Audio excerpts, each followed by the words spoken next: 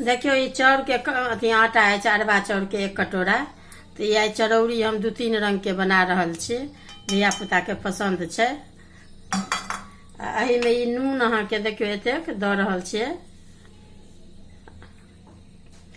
ई बाद में अहाँ के जेना कि मंगरैल जमाइन अछि, आ ई रंग अछि पिंक अछि, लाल अछि, तो ई बाद में देबै। अब एकरा अहाँ के पानि दऽ कऽ घोरै छी।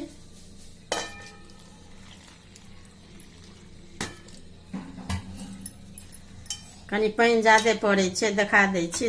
जेना दूध होइए ने तही तरीका के पातर रहै छै।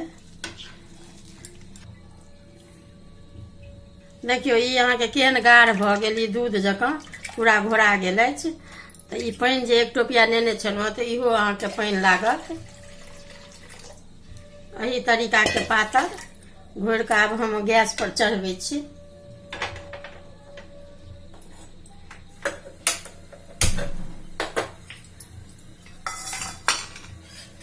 अभी 10 मिनट लागत, खाली एना के लारैत चारैत रहबै जे अथी पकड़त नहीं लोहिया में।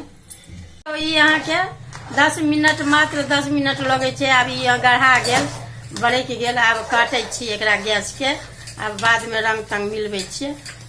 देखियो एतेक हम निकालि लेलहुँ हँ कटोरा में। हम एही में 3 रंग के देखा रहल छी। तो आब एहि में अहाँ के जेना कि जमाइन देखा देलहुँ हँ, जमाइन मंगरैल। तो ई कनिक दऽ रहल छी 1 चुटकी।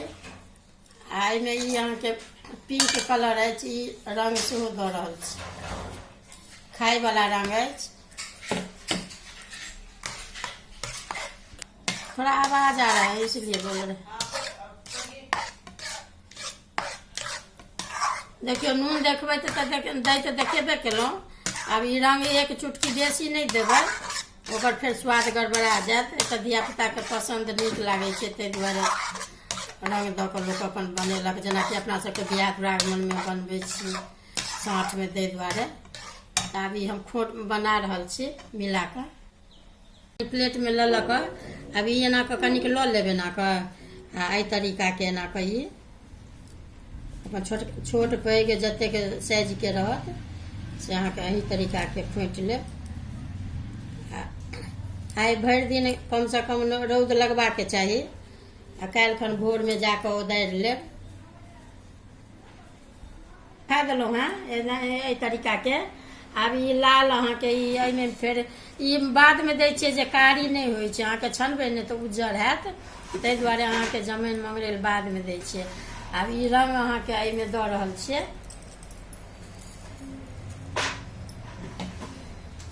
ई देखलिए 1 चुटकी छै, ओही में अहाँ के देखियो लाल जतबा जरूरत है से भऽ जायत। खाली मिला दियो एना कऽ।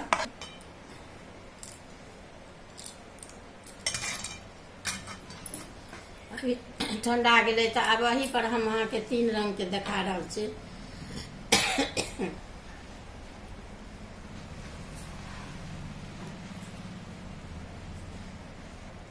एही तरीका के खोटबा के अछि। देखियो ई 2 रंग के लाल आ पिंक देखा देलहुँ हँ, एही तरीका के। आब ई व्हाइट मतलब ई उज्जर से मिला रहल छी। खाली एहिमे नून तो देने छियै, खाली मंगरैल जमाइन दऽ रहल छियै।